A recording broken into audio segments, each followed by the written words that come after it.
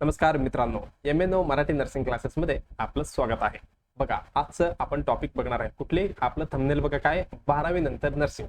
बघा, जे विद्यार्थी 10वी 11वी 12वी किंवा ऑलरेडी त्यांचं 12वी संपलेलं आहे आणि त्यांना नर्सिंग बद्दल काहीच माहिती नाही. ओके, नर्सिंग म्हणजे काय, नर्सिंग मध्ये कुठली कोर्सेस असतात आणि काय करायला पाहिजे, म्हणजे कुठल्या कोर्सेसमध्ये ऍडमिशन घेतला पाहिजे, त्याच्यामध्ये पण डिप्लोमा कुठली कोर्स आहे आणि डिग्री कोर्स कुठली आहे आणि कुठला कोर्स केला तर मला जास्त ऑपॉर्च्युनिटी भेटू शकते नर्सिंग मध्ये. आणि हा मेडिकल फील्ड मधला एकदम मस्त म्हणजे काय एकदम भारी नर्सिंग कोर्स असणार आहे बरं का. म्हणजे जे स्टुडंट असं पण होतात, ओके, नीट एक्झाम वगैरे देतात आणि मेडिकल फील्ड मध्ये त्यांना घुसायचं असतं, म्हणजे MBBS असो कुठली पण डिग्री, पण त्यांना पण ही ऑपॉर्च्युनिटी आहे. आपण मेडिकल फील्ड मध्ये नर्सिंग करू शकतो आणि मॅक्झिमम वेकेन्सी म्हणजे असतात. ओके, प्रायव्हेटमध्ये असो किंवा गव्हर्नमेंटमध्ये असो, सगळीकडे. ओके, हे जाऊ दे, आपण पुढे बघणारच आहे. हे झालं, आपण काय बघणार आहे आजचं 12वी नंतर नर्सिंग ह्याचं कम्प्लीट डिटेल व्हिडिओ आज आपण बघणार आहे. ओके, हे कोणाला पाठवायचे तुम्हाला, बघा तुम्ही व्हिडिओ बघत असेल, जे विद्यार्थी 10वी आहेत किंवा 11वी किंवा 12वी मध्ये आहे त्यांना पुढे जाऊन नर्सिंग करायचे, जे मित्रांना किंवा मैत्रिणींना तुम्हाला पाठवायचे आणि तुमच्या ओळखीतलं कोणी पण असो, ओके, त्यांना पाठवायचे. आणि त्याच्यानंतर जे 12वी ऑलरेडी कम्प्लीट झालेले आहे, ओके, ज्यांना पण आपली ही लिंक त्यांना पाठवा, म्हणजे त्यांना लक्षात येतील बाबा नर्सिंग म्हणजे काय, आपल्याला कशा पद्धतीने ऑपॉर्च्युनिटी पुढे जाऊन भेटणार आहे. ओके, चला आपण व्हिडिओची सुरुवात करूया. सुरुवातीला आपण काय बघणार आहे, 12वी नंतर नर्सिंग. बघा, नर्सिंग मध्ये टोटल 3 प्रकारचे कोर्सेस असतात. ओके, पहिला कोर्स आहे BSc नर्सिंग, त्याच्यानंतर आहे डिप्लोमा नर्सिंग, आपण याला JNM म्हणतो, त्याच्यानंतर ENM. बघा, हा तिन्ही कोर्स मध्ये आपल्याला कुठल्या कोर्ससाठी CET एक्झाम द्यावं लागते आणि त्याचा पात्रता काय, म्हणजे एलिजिबिलिटी क्रायटेरिया काय काय, हा बाबा माझं एज्युकेशन कितीपर्यंत झालं असेल तर ह्याच्यामध्ये ऍडमिशन घेऊ शकतो आणि हे संपल्यानंतर मला कुठली कुठली नोकरी भेटू शकतो आणि आपल्याला पगार काय भेटतो महत्वाचं. ओके, सगळं आपण एज्युकेशन कशासाठी, आपलं पोटावरती चालायला, म्हणजे काय आपण पुढे जाऊन काहीतरी नोकरी करणार, ह्याच्यासाठीच हे सगळे कोर्सेस चालू आहे. ओके, बघा, आपण नर्सिंग बद्दल आज डिटेलमध्ये अभ्यास करणार आहोत. ओके, चला मग आपण सुरुवात करूया. आणि तुम्ही विसरू नका, जे तुमचा मित्रमैत्रिणी कोणी पण असो त्यांना ही व्हिडिओचं लिंक पाठवायचं. ओके, चला टोटल शॉर्ट मध्ये बघूया. पहिल्यांदा बघा, टोटल कोर्सेस नर्सिंग मध्ये किती आहे म्हटलं मी, टोटल कोर्सेस 3 आहेत. ओके, मी म्हटलं लालाचा पगार राहू द्या, किती कोर्सेस 3 आहे. बघा, पहिला आहे BSc नर्सिंग. ओके, त्याच्यानंतर येणार आहे JNM आणि त्याच्यानंतर ANM. आता असे आपल्या नर्सिंग मध्ये टोटली 3 कोर्सेस आहे. बघा, BSc नर्सिंग बघायला गेलं तर पहिल्यांदा बघा 12वी, बघा BSc नर्सिंग साठी 12वी सायन्सच लागते बरं का. BSc नर्सिंग साठी सायन्स कंपल्सरी आहे. त्याच्यामध्ये पण तुम्हाला कुठले कुठले सब्जेक्ट असायला पाहिजे, PCB म्हणजे बायोलॉजी तुम्हाला कंपल्सरी पाहिजे. BSc नर्सिंगला बायोलॉजी कंपल्सरी पाहिजे, असं नाही की बाबा माझ्याकडे PCM आहे, ओके, त्यांना चालत नाही. म्हणजे BSc नर्सिंग साठी फिजिक्स केमिस्ट्री बायोलॉजी ही कंपल्सरी पाहिजे. आणि किती मिनिमम, ओके, सॉरी कुठे गेला, इथे आहे का, ओके, 45 गुण एवढं पाहिजे. ओके, कालावधी ही कोर्स किती वर्षाचा असणार आहे, ही टोटली 4 वर्षाचा कोर्स असणार आहे BSc नर्सिंग. बघा, तुम्हाला ऍडमिशन कसं घ्यायचंय, बघा 2026 पासून महाराष्ट्रामध्ये CET कंपल्सरी केलेला आहे BSc नर्सिंग साठी. जे कॉलेजेस म्हणजे जे मेडिकल कॉलेज सोबत म्हणजे जॉईंट आहेत BSc नर्सिंग कॉलेजेस, सगळ्यांना MH म्हणजे बघा Maharashtra MH nursing CET, okay, MH nursing CET 2000 अनिवार्य केलेला आहे. म्हणजे तुम्हाला समजा आता मला वाटते नोटिफिकेशन वगैरे आलेले आहे, खूप लोक भरलेलं असतील. ओके, ज्यांनी पण भरलं नसेल, पण प्रायव्हेटमध्ये तर आपल्याला ऍडमिशन भेटणार सोडा, पण BSc नर्सिंग साठी जे गव्हर्नमेंट कॉलेज आहे त्यांच्यासाठी CET अनिवार्य आहे. हे झालं BSc नर्सिंग बद्दल. बघा, BSc नर्सिंग 12वी सायन्स पाहिजे, त्याच्यामध्ये पण PCB पाहिजे. ही कोर्स असणार आहे 4 वर्ष. ओके, हे शॉर्ट मध्ये बघायचं, पुढे जाऊन आपण फुल डिटेल मध्ये बघणार आहे. ओके, JNM ह्याला पण 12वी, बघा 12वी संपला म्हणजे कम्प्लीट पाहिजे, सायन्सला प्राधान्य देणार. म्हणजे आता समजा 3 स्टुडंट आहे, ओके, एक सायन्स आहे, एक कॉमर्स आहे, एक आर्ट्स आहे, मग 3 विद्यार्थ्यांचं ऍडमिशन घ्यायचं आहे, मग फर्स्ट प्रायोरिटी देणार सायन्सवाला, म्हणजे जे सायन्सचे स्टुडंट आहे त्यांच्यासाठी. ओके, 12वी हे झालं. आणि ही 3 वर्षाचा कोर्स असणार आहे आणि त्याच्यानंतर किती 6 महिन्याचं इंटर्न वगैरे असतात. ओके, त्याच्यानंतर आता अनेक राज्यात JNM साठी CET अनिवार्य होत आहेत. सध्या आपल्या महाराष्ट्रामध्ये JNM साठी कुठल्याही CET नाहीये, तुम्ही डायरेक्ट कॉलेजला भेट देऊ शकता आणि तिथे तुम्ही अप्लिकेशन देऊ शकता. ओके, प्रायव्हेटमध्ये किंवा गव्हर्नमेंटमध्ये कुठल्या पण. त्याच्यानंतर ENM कोर्स असणार आहे, हे पण 12वी पास पाहिजे, कोणतेही शाखा चालेल, म्हणजे आर्ट्स चालेल, सायन्स चालेल आणि कॉमर्स कुठली पण शाखेत आलेले ते. आणि हे किती, हे 2 वर्षाचा कोर्स असणार, प्रामुख्याने ग्रामीण आरोग्य सेवेसाठी उपयुक्त असणार आहे. ओके, चला मग आपण पहिल्यांदा काय बघायचं, ANM पासून सुरुवात करूया. बघा, ENM म्हणजे काय, एक्झिलरी नर्स मिडवायफरी, ह्याचा फुल फॉर्म आहे. ओके, एक्झिलरी नर्स मिडवायफरी ही कोर्स ENM कोर्स आहे. बघा, ENM कोर्स बघा, it is a diploma nursing course. हे कुठली, ही डिप्लोमा नर्सिंग कोर्स असणार आहे, हे लक्षात असू द्या. डिप्लोमा नर्सिंग कोर्स आहे.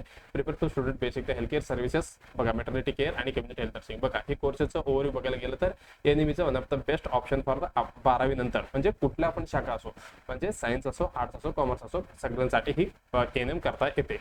बघा हे मेनली फोकस ऑन कशावरती फोकस असणार आहे, मॅटर्नल म्हणजे बघा मातृत्व आरोग्य सेवा आणि बाल म्हणजे चाइल्ड केअर आणि फॅमिली प्लॅनिंग, कुटुंब नियोजन, वॅक्सिनेशन आणि प्राथमिक उपचार, ओके, फर्स्ट एड, समुदाय हेल्थ सर्व्हिसेस म्हणजे कम्युनिटी हेल्थ सर्व्हिसेस, याच्यामध्ये ही मेन रोल असणार आहे. बघा याचं आपण जस्ट बघितलंय ही किती वर्षाचं आहे, हे 2 वर्षाचा कोर्स असणार आहे. कुठली एएनएम, तेवढं लक्षात आलं.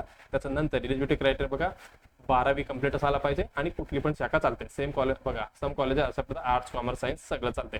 मिनिमम किती 40 ते 50% एवढी तरी मिनिमम मार्क्स पाहिजे आणि एज मिनिमम 17 पाहिजे आणि 35 वयापर्यंत तुम्ही ही एएनएम कोर्स करू शकता. ओके, ऍडमिशन प्रोसेस कसं असणार आहे, हे डायरेक्ट ऍडमिशन भेटते जे प्रायव्हेट कॉलेजमध्ये आणि आपल्या गव्हर्नमेंट कॉलेजेसमध्ये पण तुम्हाला डायरेक्ट ऍडमिशन भेटणार आहे. म्हणजे काय, इथे सीईटी नाहीये. ओके, सीईटी नाहीये एएनएम साठी.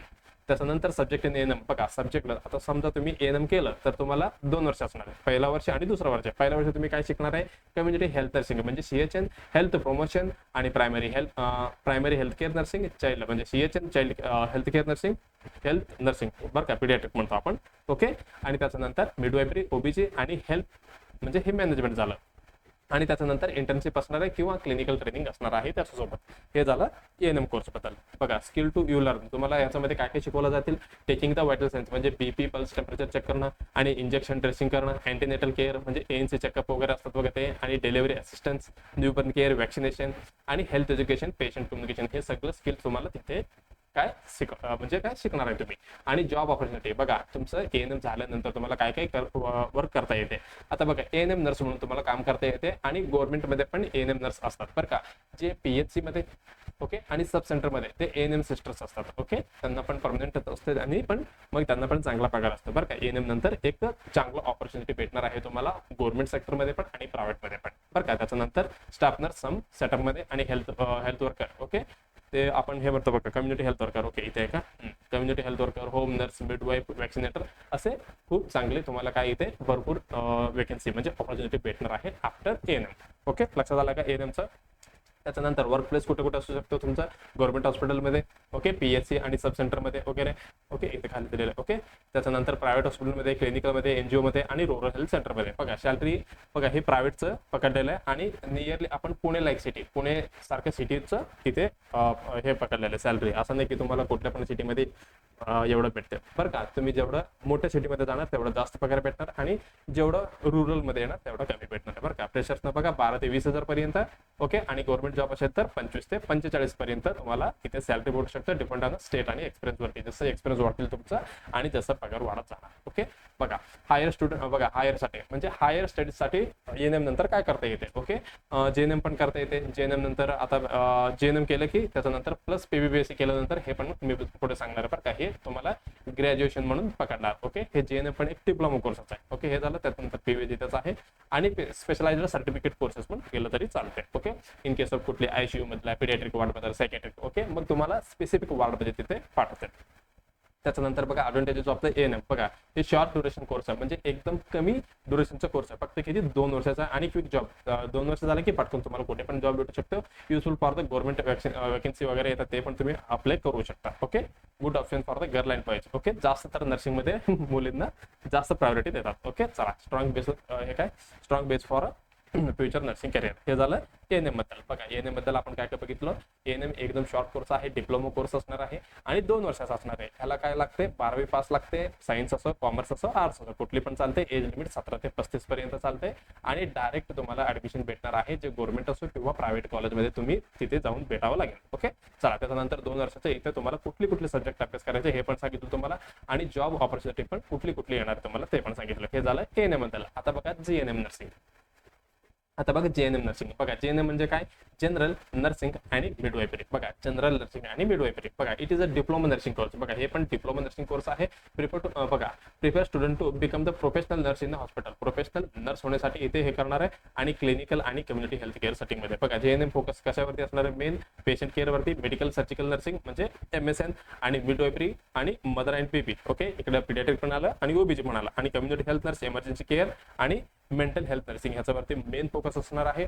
आणि ही JNM कोर्स किती, ही 3 वर्षाचा कोर्स असणार आहे. त्याच्यानंतर 6 महिन्याचं इंटर्नशिप असणार आहे. बघा 3 वर्षाचा कोर्स, त्याच्यानंतर 6 महिन्याचं इंटर्नशिप इथे तुम्हाला करावं लागतंय. म्हणजे काय, तुम्ही 3.5 वर्ष इथे पकडू शकता. कशासाठी, JNM साठी. ओके, बघा याच्यासाठी पात्रता काय पाहिजे, 12वी पास पाहिजे. आणि युजली तर एनी स्ट्रीम, बघा ह्याच्यासाठी पण JNM साठी पण कुठल्या पण स्ट्रीम चालते, म्हणजे सायन्स पण चालते, आर्ट्स पण चालते आणि कॉमर्स पण चालते, डिपेंड ऑन इन्स्टिट्यूशन रूल्स वगैरे. ओके, शक्यतो मॅक्झिमम लोकांना म्हणजे जे सायन्स स्टुडंट असतो, विज्ञान, ओके, ज्यांना प्राधान्य देतात. ओके, आणि मिनिमम मार्क्स 40 ते 50 मार्क्स मिनिमम एवढी तरी पाहिजे. आणि 17 ते 35 वर्ष हे काय असणार आहे, एज असणार आहे. म्हणजे मिनिमम 17 तरी एज कंप्लीट व्हायला पाहिजे आणि 35चा आत पाहिजे. ओके, बघा ऍडमिशन प्रोसेस कसा असणार आहे, merit based admission in the many colleges. आता समजा तुम्ही कुठल्या पण गव्हर्नमेंट कॉलेजला गेलाय, ओके, तुमच्याकडनं काय जे 12वीच्या मार्क्स वरती तुम्हाला इथे काय मेरिट बेस्ड ऍडमिशन देता येते. ओके, मग तुम्हाला तिथे जाऊन भेटावं लागते बरं का. म्हणजे JNM ला सुद्धा, ओके, आपल्या महाराष्ट्रात अजून CET नाहीये. ओके, नो CET इन आपल्या महाराष्ट्रामध्ये.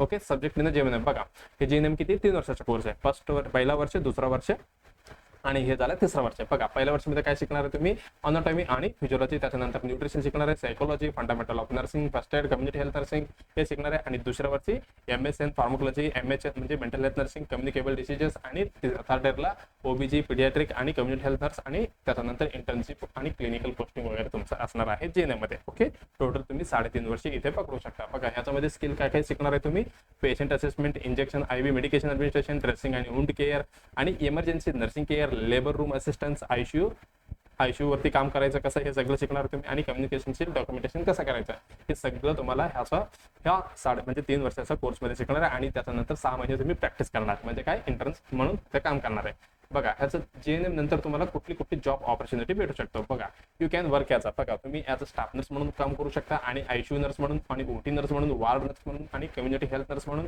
ओके, क्लिनिकल नर्स म्हणून, हे सगळीकडे तुम्ही काम करू शकता. आणि वर्क प्लेस कुठे असू शकतो तुमचं, तुम्ही गव्हर्नमेंट हॉस्पिटलमध्ये पण काम करू शकतो, प्रायव्हेट हॉस्पिटल असो, क्लिनिकल्स असो, PHC, CHC आणि NGOज आणि नर्सिंग होम्समध्ये पण तुम्ही वर्क प्लेस म्हणजे तिथे तुम्हाला जॉब भेटू शकतो. बघा आता सॅलरी बघा फ्रेशरसाठी 15 ते 30 हजार पर्यंत असतो सॅलरी. ही मी परत एकदा सांगतो, हे पुणे सिटी म्हणजे पुणेसारख्या सिटीमध्ये मी मधलं सांगतो मी. आणि एक्सपिरियन्स जसं वाढते 30 ते 50 हजारापेक्षा जास्तच. आणि ज्यावेळी तुम्ही गव्हर्नमेंटमध्ये लागते, ओके, तुम्हाला बरं का आपलं स्टेट गव्हर्नमेंट पकडलं तर बघा JNM आणि BSc साठी आपलं स्टेट गव्हर्नमेंटमध्ये वेकन्सीज येतात. ओके, खरं तर ते JNMचं वेकन्सी आहे, जे स्टाफ नर्स म्हणून वेकन्सी आहे आपलं स्टेट गव्हर्नमेंटमध्ये महाराष्ट्रामध्ये. मग तुम्हाला स्टार्टिंगलाच 35,400 एवढा बेसिक असतो बरं का. म्हणजे सगळं तोडका मोडका करून इन पुणेमध्ये तुम्हाला भेटलं तर जॉब तुम्हाला 60,000 पर्यंत पहिला पेमेंट भेटते बरं का. लक्षात येते का, पहिला पगार तुम्हाला 60,000 हातामध्ये. ओके, नेट सॅलरी तुम्हाला एवढी भेटते इन गव्हर्नमेंटमध्ये बरं का. हे झालं. त्याच्यानंतर हायर स्टडीजसाठी बघा तुमचं JNM झालं असेल, हे डिप्लोमा कोर्स आहे. त्याच्यानंतर तुम्ही पोस्ट बेसिक BSc नर्सिंग केलं तर हे तुम्हाला ग्रॅज्युएशन म्हणून मानला जाईल. Okay, graduation. ओके, त्याच्यानंतर तुम्ही MSc नर्सिंग करू शकता. MSc नर्सिंग केल्यानंतर पुढे खूप ऑपॉर्च्युनिटी परत तुम्हाला भेटणार आहे टीचिंगमध्ये वगैरे. ओके, ते पण सांगतो मी. ओके, त्याच्यानंतर specialised courses, okay, ICU, dialysis, OT हे खूप म्हणजे सर्टिफिकेट कोर्सेस तुम्ही करू शकता. त्याच्यानंतर बघा ॲडव्हान्टेज ऑफ द JNM केलं की तुम्हाला काय फायदा भेटणार आहे. Okay, strong practical nursing training. बघा JNM नर्सिंग मध्ये, ओके, JNM मध्ये तुम्हाला एकदम भारी स्ट्रॉंग प्रॅक्टिस एवढा भयानक भेटणार आहे ना तुम्हाला, तुम्ही कुठल्या पण पेशंटला इझिली हँडल करू शकता. ओके, आणि गुड हॉस्पिटल जॉब ऑपॉर्च्युनिटी आहे, आणि रिकॉग्नाइज नर्सिंग क्वालिफिकेशन आहे. बेटर स्कोप देणं बघा ANM पेक्षा JNM ला जास्त स्कोप असणार आहे in the many settings. Okay, एवढं लक्षात असायला पाहिजे. ओके, आता आपण बघितलं JNM बद्दल. ओके, JNM किती, 3 वर्षाचा कोर्स आणि 6 महिन्याचा इंटर्नशिप, आणि 12वी पास पाहिजे, आणि सायन्स, आर्ट्स, कॉमर्स कुठली पण चालते, आणि 17 ते 35 हा एज क्रायटेरिया आहे. आणि CET तुम्हाला इथे नाहीये. ओके, तुम्ही डिप्लोमा नर्सिंगसाठी डायरेक्ट कॉलेजला व्हिजिट करून तुम्ही ऍडमिशन घेऊ शकता, गव्हर्नमेंट असो किंवा प्रायव्हेट. ओके, एवढं लक्षात आलं का, 3 वर्षाचा कोर्स असणार आहे. आणि जॉब ऑपॉर्च्युनिटी सगळं आपण बघितलं, आणि वर्क प्लेसमेंट बघितलं, आणि सॅलरी पण बघितलं. ओके, ॲडव्हान्टेज आणि सगळं बघितलं हायर एज्युकेशनसाठी PBS.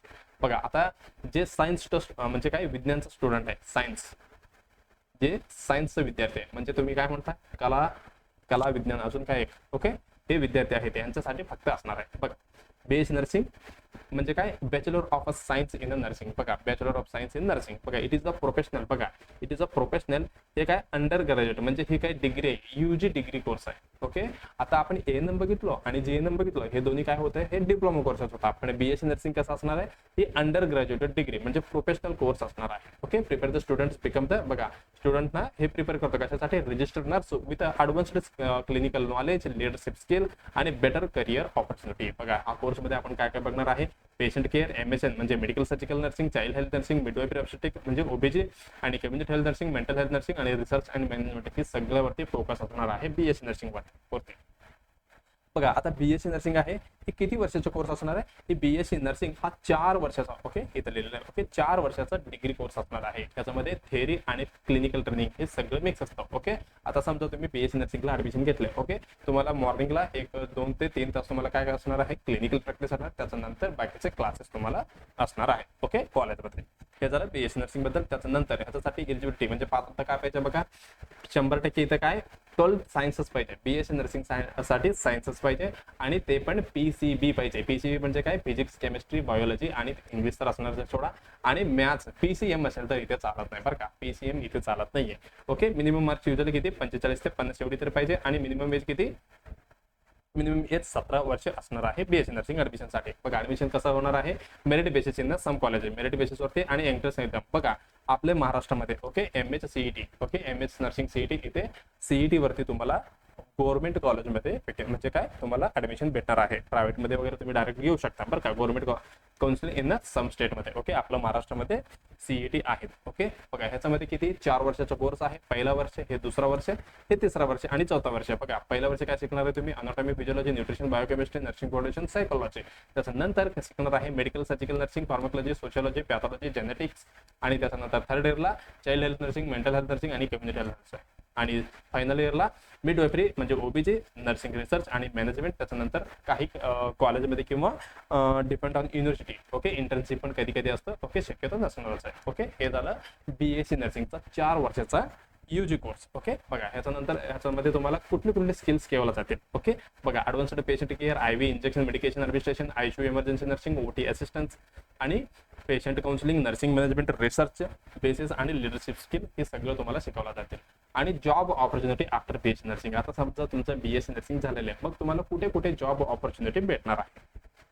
बघा you can work as a staff nurse, community health officer okay CHO okay आणि ICU, OT नर्स आणि emergency nurse, community health nurse, nursing officer central गव्हर्नमेंटमध्ये ओके. हे सेंट्रल गव्हर्नमेंटमध्ये नर्सिंग ऑफिसर म्हणून तुम्हाला काम करता येते आणि क्लिनिकल इन्स्ट्रक्टर कॉलेजमध्ये आणि नर्स एज्युकेटर म्हणून पण तुम्हाला काम करता येते बरं का. वर्कप्लेस बघा government hospital, private hospital, medical college, army, railway, ESIC, AIIMS आणि तुम्ही बाहेरच्या देशात म्हणजे अब्रॉड हॉस्पिटलमध्ये ओके तुम्ही दुसऱ्या देशामध्ये जाऊन पण मस्तपैकी पैसे कमवू शकता ओके. हे झालं. त्याच्यानंतर NGOs एवढं झालं. आणि बघा सॅलरी किती असणार आहे, फ्रेशरसाठी 20 ते 40,000 आणि गव्हर्नमेंटसाठी 45,000 ते 80,000. इन केस ऑफ तुमचं BSc नर्सिंग झाला असेल किंवा संपलंय की तुम्हाला सेंट्रल गव्हर्नमेंटचं एक्झाम वगैरे तुम्ही क्रॅक केलं की तुम्हाला पहिला महिन्याचा पगारच तुम्हाला 1 लाख येऊ शकते. काय म्हणतो मी 1 लाख खरंच आहे बरं का. हे काय सेंट्रल गव्हर्नमेंटमध्ये ओके. आणि अब्रॉडमध्ये तुम्ही 2 लाख कमवू शकता महिन्याला ओके. हे झालं. त्याच्यानंतर हायर स्टडीजसाठी तुम्ही MSc नर्सिंग करू शकता. हे झालं. त्याच्यानंतर MBA करू शकता हॉस्पिटलमध्ये आणि पुढे तुम्ही PhD पण करू शकता बरं का. हे झालं हायर स्टडीज. आणि त्याच्यानंतर ॲडव्हान्टेज बघा BSc नर्सिंग केलं की तुम्हाला काय भेटणार आहे okay, degree course with a high value. बघा हे डिग्री कोर्स आहे नर्सिंगमध्ये, फक्त एकच डिग्री कोर्स आहे कुठली म्हणजे अंडर UG ही असणार आहे BSc nursing. Diploma sorry ANM आणि JNM काय हे better salary than ANM JNM. ANM आणि JNM पेक्षा थोडा सॅलरी जास्त असणार आहे. स्ट्रॉंग गव्हर्नमेंट जॉब ऑपॉर्च्युनिटी भेटणार आहे आणि बेटर अब्रॉड म्हणजे बाहेर देशात अब्रॉडसाठी पण तुम्हाला चांगला ऑपॉर्च्युनिटी इथे भेटणार आहे आणि प्रमोशन चान्सर हायर ओके. आणि तुम्ही पुढे जाऊन ट्युटर, एज्युकेटर आणि मॅनेजर पण होऊ शकता BSc नर्सिंग नंतर ओके. चला BSc नर्सिंग बद्दल आपण 4 वर्षाचा बघितलं कोर्स आणि इथे PCB पाहिजे आणि सायन्सच पाहिजे ओके. 4 वर्षाचा कोर्स आहे आणि सगळं आपण बघितलं ओके. आता बघा हे तिन्ही कोर्स आपण डिफरन्शिएट करायचे. बघा ANM काय डिप्लोमा कोर्स आहे, ANM JNM हे दोन्ही डिप्लोमा कोर्स. ANM 2 वर्षाचा आणि JNM 3 वर्षाचा. त्यानंतर हे सगळ्यांसाठी 12वी पास पाहिजे. फक्त BSc नर्सिंगसाठी PCB पाहिजे म्हणजे सायन्स. हे डिफिकल्टी लेवल BSc नर्सिंग थोडं कम्पेअर केलं तर ANM आणि JNM पेक्षा थोडं हार्ड असणार आहे आणि फी पण हार्डच असणार आहे. हार्ड म्हणजे हायर असणार आहे ओके. आणि क्लिनिकल ट्रेनिंग बघा क्लिनिकल ह्याच्यामध्ये ANM मध्ये बेसिक असणार आहे आणि JNM मध्ये हे चांगलं असते आणि याच्यामध्ये BSc नर्सिंग मध्ये थोडं ॲडव्हान्स तुम्हाला स्किल वगैरे शिकवतात ओके. हे झालं. त्याच्यानंतर हे सगळं ऑलरेडी आपण बघितलेलं आहे ओके. हे झालं ANM JNM आणि BSc नर्सिंगचं डिफरन्स आहे ओके. चला एवढं आपण बघितल्यानंतर बरं का जे विद्यार्थी ओके ज्यांचं 12वी झालेलं आहे, ओके, जेव्हा बघा त्यांनी ऑलरेडी मला वाटतं तुम्ही ऍप्लिकेशन टाकलं नसेल. इन केस ऑफ तुम्ही पुढे पण इन केस ऑफ तुम्ही 11वी मध्ये किंवा आता 12वीला असेल, तुम्हाला बघा MH नर्सिंग CET म्हणून येतात. आता हे 2026चं होतं. ओके, तुम्हाला मी फक्त notification, final date of MH nursing CETचा. ओके, एक्झाम कधी होणार आहे? 6, 5 आणि 7/5 ला होणार आहे. तुम्ही इन केस ऑफ ऍप्लिकेशन वगैरे टाकलं असेल तर तुमचं एक्झाम ह्या दिवशी होणार आहे. हे झालं कशाचे? ते गव्हर्नमेंट ऑफ महाराष्ट्राचे. ओके, गव्हर्नमेंट ऑफ महाराष्ट्रामधले जे आपलं राज्य सरकारमधलं जे कुठली पण आपलं BSc नर्सिंगचं कॉलेज आहे, इथं ऍडमिशन भेटणार आहे MH नर्सिंग CET मधला. आता तेच तुम्हाला सेंट्रल गव्हर्नमेंटमध्ये, ओके, सेंट्रल गव्हर्नमेंटमध्ये पण कुठली एम्स मध्ये वगैरे तुम्हाला BSc नर्सिंग करता येते. एकदम फी कमी असणार आहे. बघा शेड्यूल फॉर इथं काय म्हटलेलं आहे? Schedule for the under graduate courses. बघा अंडर ग्रॅज्युएट म्हणजे BSc नर्सिंगसाठी इथे तुम्हाला ऑपॉर्च्युनिटी आहे एम्स कॉलेज, मेडिकल कॉलेजमध्ये. त्याच्यानंतर तुम्हाला MSc नर्सिंग पण तिथे करता येते. फक्त हे दोन्ही हे नोटीस दाखवण्याचं मिनिंग एकच आहे. म्हणजे काय त्याचा हेतू काय की बाबा जे CET एक्झाम्स आहेत, ओके, 12वी नंतर तुम्ही CET एक्झाम देऊन डायरेक्टली ऍडमिशन घेऊ शकता. तुम्हाला खूप पैसे इथे कमी जाणार आहे. इन केस ऑफ तुम्ही प्रायव्हेटमध्ये गेलं तर प्रायव्हेटमध्ये आता खूप रेट वाढलेला आहे. म्हणजे काय नर्सिंग कॉलेजचं फी वगैरे भरपूर वाढलेलं आहे. म्हणजे BS नर्सिंग करायला गेलं तर मला वाटतं तुम्हाला मिनिमम बरं काय वर्षाला 1 लाख तरी कॉलेज फी असणारच आहे. ओके, चला हे झालं आपलं CET बद्दल. तुम्ही CET वगैरे क्रॅक केलं की तुमचं 10-20 हजार मध्ये सगळंच होऊन जाते. ओके, चला हे झालं. त्याच्यानंतर आता समजा बाबा तुमचं नर्सिंगमध्ये ANM आणि JNM किंवा BSc नर्सिंग झालेलं आहे. मग त्याचं पुढचं तुमचं करिअर, ओके, कसं करणार? बघा career opportunity after BSc nursing. Okay, गव्हर्नमेंटचं आता मी सांगितलेलं आहे, परत एकदा रिपीट करतो. बघा गव्हर्नमेंट जॉब्समध्ये काय काय भेटणार आपल्याला? स्टाफ नर्सिंग, गव्हर्नमेंट हॉस्पिटलमध्ये स्टाफ नर्स म्हणून आपण काम करता येते. आणि जे रेल्वेचे हॉस्पिटल असतात, ओके, जे रेल्वेच्या कर्मचाऱ्यासाठी हॉस्पिटल असते, तिथे पण आपल्याला ऑपॉर्च्युनिटी आहे रेल्वे नर्स म्हणून आणि मिलिटरी नर्स म्हणून आहे मिलिटरी नर्सिंग सर्व्हिसेसमध्ये. आणि CHO कम्युनिटी हेल्थ ऑफिसर म्हणून सब सेंटरमध्ये. आपण काय म्हणतो सब सेंटरला? Health and wellness centre. Okay, तुमच्या गावाजवळ वगैरे, ओके, आरोग्यवर्धिनी किंवा सब सेंटर म्हणून असतात. ओके, तिथे पण तुम्हाला काम करता येते कम्युनिटी हेल्थ ऑफिसर म्हणून. बरं का, त्याच्यानंतर PHC हे काय primary health care centre nurse. Okay, त्याच्यानंतर प्रायव्हेटमध्ये तुम्हाला multi speciality hospital, ICU hospital, OT nurse आणि इमर्जन्सी सगळीकडे करू शकतात. ओके, हायर स्टडीसाठी तुम्ही MH नर्सिंग पोस्ट म्हणजे JNM झालं असेल तर PBVC वगैरे करू शकतो. बघा हे झालं. त्याच्यानंतर अब्रॉड ऑपॉर्च्युनिटी. ओके, मला वाटतं इथे जर्मनीच नाही लिहिलं का? जर्मनी एकदम फेमस आहे सध्याला, बरं का. जर्मनीमध्ये पण तुम्ही कुठले पण बघा अब्रॉडमध्ये कुठे पण तुम्ही जाऊ शकता कामासाठी. ओके, बघा United Kingdom, Canada, Australia, New Zealand आणि Saudi Arabia. Okay, 2 lakh per month. Okay, 2 lakh per month एवढी पर्यंत तुम्हाला इथे सॅलरी भेटू शकते. कुठे? अब्रॉडमध्ये. Okay, other career. बघा हे सगळं सोडून अजून काय करू शकतो हे सगळं तुम्हाला वाटते, बरं का. आता नर्स झाल्यावर तुम्हाला बरं का आपलं शिफ्ट वाईज ड्युटी असते, बरं का. शिफ्ट वाईज ड्युटी असते. कधी? क्लिनिकलला. क्लिनिकल म्हणजे ज्यावेळी आपण हॉस्पिटलमध्ये काम करणार आहे, म्हणजे मॉर्निंग असणार, इव्हनिंग असणार आणि नाईट असणार, असं पद्धतीचे वर्कलोड वर्कचं पॅटर्न असते, बरं का. आता समजा तुम्ही नर्सिंग ट्युटर म्हणजे अदर करिअर म्हणजे नर्सिंग ट्युटरमध्ये टीचरमध्ये गेले आणि medical coding, hospital administration, health inspector आणि रिसर्च नर्स वगैरे झालं तर तुम्ही आपलं 10 to 5 असलं म्हणजे ड्युटी पण करू म्हणजे त्याचं ते पण करता येते. ओके, असं नाही की पावा फक्त नर्सिंग केलं की मला नाईट, इव्हनिंग, मॉर्निंग, नाईट असं म्हणजे काय गुंडाळून टाकतील असं नाही आहे. म्हणजे जसं तुम्ही सिलेक्ट करतील तुमचं क्लिनिकल असो किंवा टीचिंगमध्ये जात असेल तर तुमचं वेगळीकडे असणार आहे. ओके, हे झालं. त्याच्यानंतर अजून काय झालं? चला all post for the after nursing. बघा आफ्टर नर्सिंग नंतर तुम्हाला कुठली पोस्ट येणार आहे? ओके, स्टाफ नर्स हे तर बघितलं आपण, senior nursing, nursing officer, in charge, okay, nursing supervisor, nursing superintendent, chief nursing officer, ICU nurse, OT nurse, emergency nurse, trauma nurse, dialysis nurse, okay, cardiac care nurse, paediatric nurse, NICU nurse, okay, labour room nurse, midwife nurse, oncology nurse, psychiatric nurse, हे सगळी nursing मधलंच आहे, बरं का. तुम्हाला कुठली पण nursing म्हणजे हे परत नर्सिंग झाल्यानंतर तुम्हाला सर्टिफिकेट कोर्स वगैरे केला तर तुम्हाला बिंदासपणे इकडे काम भेटू शकतात. ओके, ॲडमिनिस्ट्रेटिव्ह मध्ये नर्सिंग मॅनेजर हे झालं, HR इन हॉस्पिटल हे झालं. त्याच्यानंतर स्पेशलायझर पोस्ट कुठले? Nurse practice nurse, research nurse, हे काय legal nurse consultant, medical code आणि होम केअर नर्स हे सगळे भेटतात. ओके, अपलोडमध्ये तुम्हाला रजिस्टर नर्स म्हणून जाऊ शकता तुम्ही. ओके, लायसन्स्ड म्हणजे LPN, okay, licensed practical nurse, nurse practitioner, critical care हे सगळं तुम्हाला भेटू शकते. टीचिंगमध्ये आता जस्ट सांगितलं तुम्हाला क्लिनिकल इन्स्ट्रक्टर. ओके, हे BSc नर्सिंग नंतर पण तुम्ही होऊ शकता. ओके, स्टार्टिंगला तुम्हाला 20,000 पर्यंत पगार भेटू शकते BSc नर्सिंगचा झाल्यानंतर तुम्ही टीचिंगमध्ये गेलं तर. Okay, nursing tutor, lecture, assistant professor, principal पर्यंत तुम्ही जाऊ शकता टीचिंग साईडला. ओके, हे सगळं कशाचं? हे झालं आपलं नर्सिंग मधलं. आता फक्त इथे गव्हर्नमेंट नर्सिंग पोस्ट. बघा तुमचं नर्सिंग झालेलं आहे. ओके, बघा नर्सिंग एक असा कोर्स आहे आता भरपूर कॉम्पिटिशन वाढलेलं आहे, बरं का. पहिल्यासारखं नाही राहिले. म्हणजे पहिलं कसं व्हायचं बघा, नर्सिंगमध्ये कसं आहे, जास्त फिमेल तुम्हाला दिसतील. ओके, नर्सिंग म्हणजे फक्त फिमेल असं नाही आहे. ओके, ऑपॉर्च्युनिटी सगळ्यांना आहे त्याच्यामध्ये.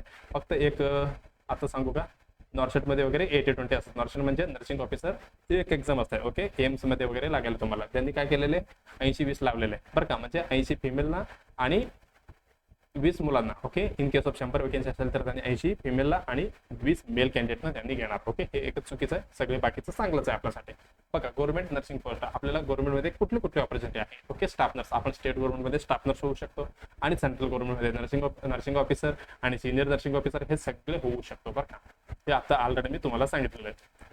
ओके, सेंट्रल गव्हर्नमेंटचं हे झालं. सेंट्रल गव्हर्नमेंटमध्ये एम्समध्ये, ESIC मध्ये, रेल्वेमध्ये, मिलिटरी नर्समध्ये. ओके, हे सफरजिंग पिगमर हे खूप आपल्या देशात सेंट्रल गव्हर्नमेंटचे वेकेन्सी एवढा भरपूर येतात ना. नॉर्शेट तर वर्षाला 2 वेळा येतात बरं का, म्हणजे काही नाही तर तुम्हाला वर्षाला 2 वेळा वेकेन्सी येणारच म्हणजे येणारच आहे. Okay, through NORCET by AIIMS Delhi करणं. ओके, स्टेट गव्हर्नमेंटमध्ये पण वेकेन्सी येतच राहतात. ओके, हे झालं टीचिंगमध्ये पण तुम्ही गव्हर्नमेंटमध्ये किंवा प्रायव्हेटमध्ये कुठे पण जाऊ शकता. ओके, बघा हे कुठली ही एम्स आहे. Okay, all India institute of medical sciences. इथे पण तुम्हाला BS नर्सिंग पण करता येतील आणि तुम्हाला नर्सिंग ऑफिसर म्हणून तुम्हाला कामाला म्हणजे काय तुम्ही जॉईन करू शकता एक्झाम क्रॅक करून. ओके, स्टार्टिंग सॅलरी किती असते इथे, तुमचा पहिला सॅलरीच असणार आहे 1 लाख. आणि ESIC हॉस्पिटलमध्ये पण सेम. ओके, ESIC हॉस्पिटल झाले, आता रेल्वे हॉस्पिटल झालं, हे तिन्ही सेंट्रलमध्ये येतात बरं का. आणि हे कुठली, ओके हे 12मध्येच आहे बघा. ओके, हे DMR आहे. DMR म्हणजे काय, मेडिकल कॉलेज आहे स्टेट गव्हर्नमेंटचे. इथे पण तुम्हाला स्टार्टिंगला 60K. ओके, 60,000 पर्यंत पहिला महिन्याचा पगार तुम्हाला भेटू शकते आपलं महाराष्ट्र सरकारमध्ये. आणि हे DMR झालं, त्याच्यानंतर हे DHS. ओके, बघा DMR म्हणजे हे मेडिकल एज्युकेशन म्हणजे मेडिकल कॉलेज झालं. आता हॉस्पिटल, DHS हॉस्पिटल, इथे पण सेम पगार तुम्हाला भेटू शकते. आणि तुम्ही CHO म्हणून, ओके CHO म्हणून सॉरी कम्युनिटी हेल्थ ऑफिसर म्हणून तुम्ही सब सेंटरमध्ये काम करू शकता. इथे पण तुम्हाला 40,000 पर्यंत पैसे भेटू शकतात. ओके, एवढं भरपूर ऑपॉर्च्युनिटी इथे आपल्याला नर्सिंगमध्ये बघायला भेटणार आहे. ओके, चला मला वाटतं तुम्हाला काही शंका नसणार आहे. आता आपण नर्सिंगचं कम्प्लीट फुल डिटेलमध्ये इथे अभ्यास केलेला आहोत. ओके, टोटल किती कोर्सेस आहे नर्सिंगमध्ये, ANM, GNM आणि BH नर्सिंग. जे विद्यार्थ्याचा ऑलरेडी बघा ऑलरेडी तुमचं 12वी सायन्समध्ये झालं असेल तर तुम्ही असा प्रयास करा की नर्सिंगमध्ये करायचं असेल तर तुम्ही डायरेक्ट BSc नर्सिंगच करा.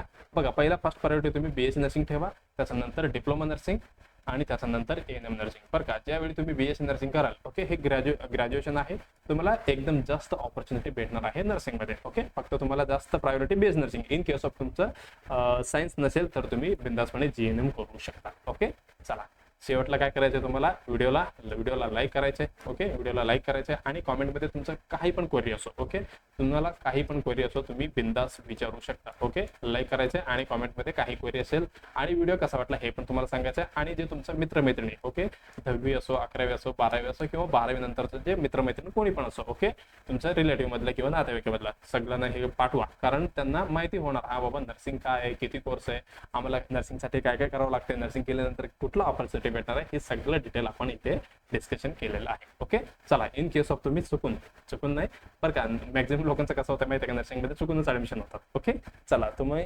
नर्सिंगमध्ये ऍडमिशन घेतलं तर हा चॅनलला सबस्क्राईब करून ठेवा. तुम्हाला मस्त पद्धतीने कसा पद्धतीने पुढचा अवेअरनेस बरं का, म्हणजे नर्सिंग संपल्यानंतर तुम्हाला कशा पद्धतीने अभ्यास करायला पाहिजे आणि कुठली जे वेकेन्सी येतात, ओके स्टेट गव्हर्नमेंट असो किंवा सेंट्रल गव्हर्नमेंट असो, आपल्याला कशा पद्धतीने क्रॅक करायचं आहे आणि आपल्याला काय व्हायचं आहे गव्हर्नमेंट सेक्टरमध्ये ॲज अ नर्सिंग ऑफिसर म्हणून कसं काम करायचं. ओके, तिथे पोहोचेपर्यंत आपण तुम्हाला गायडन्स देऊया. ओके, मग तुम्हाला ही चॅनलला सबस्क्राईब करायला विसरायचं नाही. ओके, हे झालं आपलं ॲडव्हर्टाइज. ओके, बघा हे MNO मराठी नर्सिंग क्लासेस, याच्यामध्ये तुम्हाला फ्री यूट्यूब नर्सिंग क्लास म्हणजे नर्सिंगचं फ्री यूट्यूब क्लासेस भेटतात आणि डेली क्विज MCQ प्रॅक्टिस पण आपण करतो आणि daily image based question nursing हे काय रिक्रुटमेंट वगैरे काही आलं तर आपण सांगतो आणि नर्सिंग नॉलेज आणि लेटेस्ट अपडेट काय असेल तर आपण ह्या चॅनलवरती किंवा आपल्या ह्याच्यावरती डिस्क्रिप्शनमध्ये कुठले ओके टेलिग्रामचा पण लिंक आहे आणि व्हॉट्सअपचा पण लिंक आहे, तुम्ही बिंदासपणे जॉईन करू शकता. नर्सिंगबद्दल काही रिलेटेड असेल तर तुम्ही बिंदासपणे विचारू शकता आपल्याला. ओके, चला हे झालं आपलं नर्सिंग चॅनलबद्दल, ह्याच्यामध्ये सगळे अवेलेबल आहेत.